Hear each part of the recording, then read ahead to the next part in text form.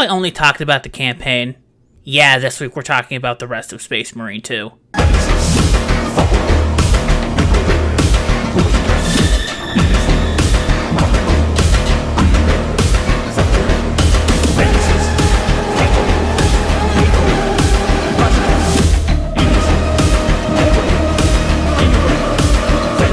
When I said that Space Marine 2 was an Xbox 360 game, I wasn't referring to just the campaign. This applies to other modes. Yes, that's right, there are 2 other modes available in Space Marine 2. These are called Operations and Eternal War. These are just fancy 40k specific names for co-op and PvP. This week's video is going to be going more in depth into these modes, specifically because I wanted to give the campaign and the general gameplay more of a focus for last week. The best way to do that is by going through the Operations mode because it's linked to the campaign. Stick with me here. There are multiple times throughout the campaign where Titus and his crew are talking to the captain and he says something along the lines of, 3 men, that's all I can spare, followed by Titus conversing with the other members of his squad near the dropship that aren't following him into a mission. This is the setup for the Operations mode as being a parallel campaign that takes the other Marines under Titus' command that are off completing vital secondary objectives while Titus, Chiron, and Gadriel are off doing stuff that they do in the main campaign. As a storytelling device, it's kind of brilliant as an in-universe justification as to why Titus and his squad aren't doing everything themselves, because the rest of the squad is doing it.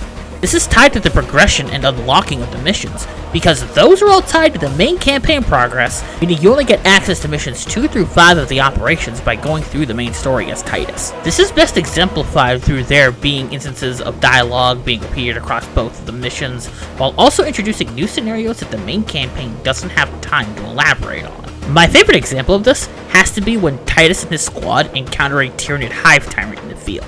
The short version is that they are the Hive Mind's main boots-on-the-ground generals that they use to directly control the swarms.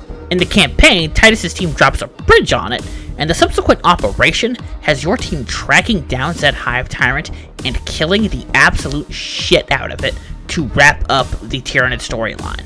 It's really cool to see, because there's a part later on in that first mission where you're getting absolutely overwhelmed by the Tyranids, which includes multiple goddamn Carnifexes.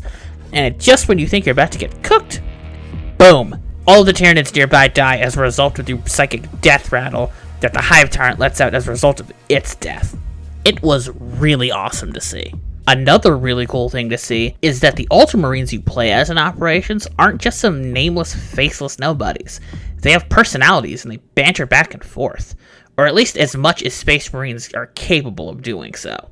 For the gameplay, the Operations mode is a 3-player cooperative player versus environment mode, where you and 2 other players take control of one of 6 unique classes of Space Marine to fight off the Tyranids and Thousand Suns. You have the baseline Tactical Marine, the Jump Pack Assisted Assault Marine, the lightly armored Vanguard Marine, the tanky Bulwark Marine, the also lightly armored Sniper, and the Heavy Marine. While they all share the baseline experience of being a goddamn Space Marine, they're all different flavors of Space Marine, if that makes any sense. Tactical is the standard, but equipped with a scanner that highlights enemies and reveals invisible motherfuckers. Assault Marines forego ranged weapons almost entirely save for a pistol, preferring to jump in and out of fights with either a chainsword, a thunderhammer, or a power fist. The Vanguard and Sniper Marines have less armor, but compensate by excelling in close-range combat bolstered by a grappling hook for the former, and the latter having access to a cloaking device and by being a sniper. The Bulwark and Heavy are the brick shithouses, but the Bulwark forgoes ranged combat like the Assault almost entirely for a shield and melee weapon, and can drop a standard that replenishes armor for everyone who stands near it, and the Heavy is the heavy weapons guy, who uses a front-facing shield, sort of like a Ward of Dawn from Destiny, but only covers like the front half of you, and varying flavors of big fucking gun to compensate for having no access to melee weapons. All of these strengths and weaknesses are there to foster cooperation and team building, because you and your battle brothers are going to be covering for each other's weaknesses and checking whatever the Tyranids and Chaos throw at you.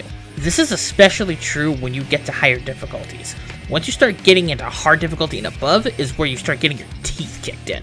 The progression systems for the Operations mode all have you gaining experience to increase your level so that you can unlock new perks that give you specific upgrades to your already specialized kits.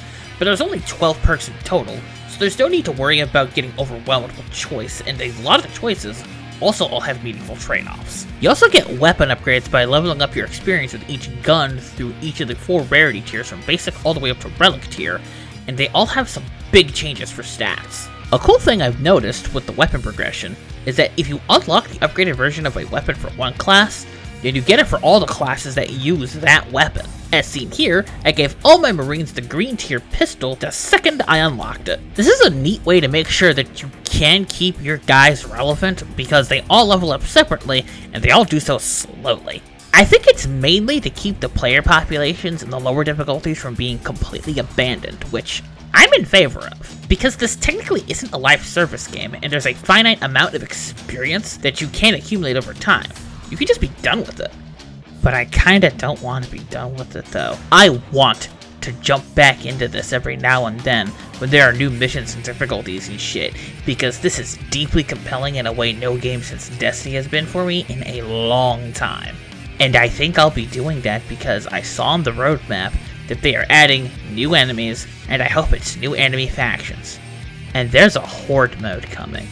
I need them to reveal it with a black screen, a thud, followed by a cacophony of this.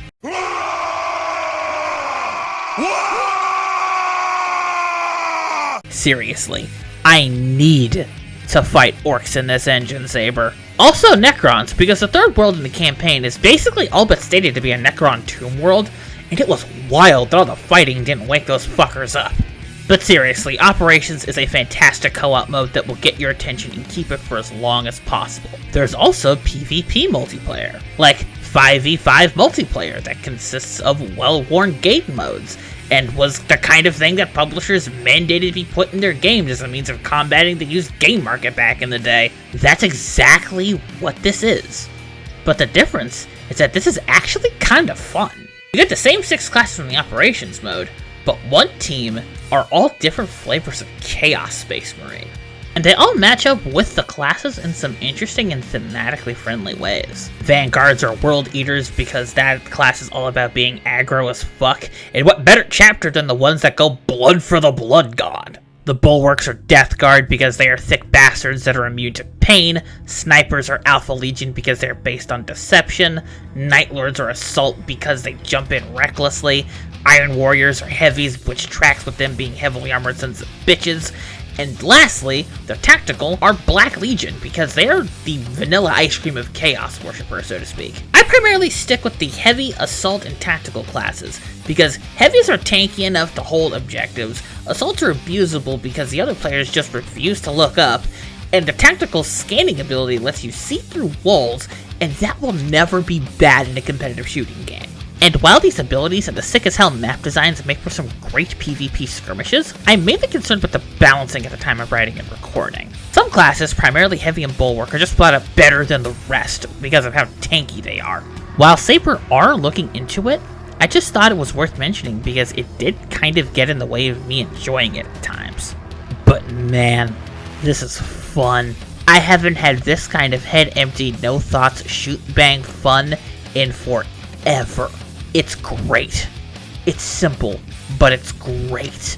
Even with all the issues I might have had with the Operations and Eternal War modes, they are, like the campaign, in that they feel like they walked out of a goddamn time machine, and I mean that in the most complimentary way possible.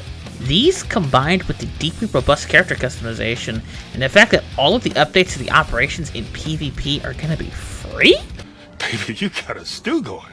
But seriously, as my current Warhammer bender comes to a close, I just have to remark that this is something that I feel like I've been missing from video games for a long time. Space Marine 2 is a fully fleshed out, feature-complete, box-priced video game-ass video game. With a stream of live service games that have become something of the norm for the AAA sector of the video game business, that's kind of refreshing as hell to see. We're not saying that live services are a bad thing, because when they're done well, you basically get more of a game you like that you can support in a litany of ways. But I want more games like Space Marine 2 every now and then, because that would be nice. Not a complete 180 of the way the business is run, but an occasional one of these as a treat. And I'm saying this as these two modes I mentioned are a very strong live service foundation for Saber to add more and more stuff to as time goes on, if they want to go that route. As a piece of Warhammer 40k related piece of marketing that says, hey, come check out our tabletop war game. Space Marine 2 has had no effect on me because I'm a cheap bastard. But as a dollars to donuts video game, I fucking love this. Its campaign, co-op, and PvP, while not quite world class, all come together to make something greater than the sum of its parts. It's not a game I'd recommend to everyone for a lot of reasons, mainly because the setting is not everyone's cup of tea. Hell, it's partially not even my cup of tea, but I respect the hell out of what it does. And it's probably one of my favorite games of the year because of it. So yeah, overall, Space Marine 2 is kinda rad.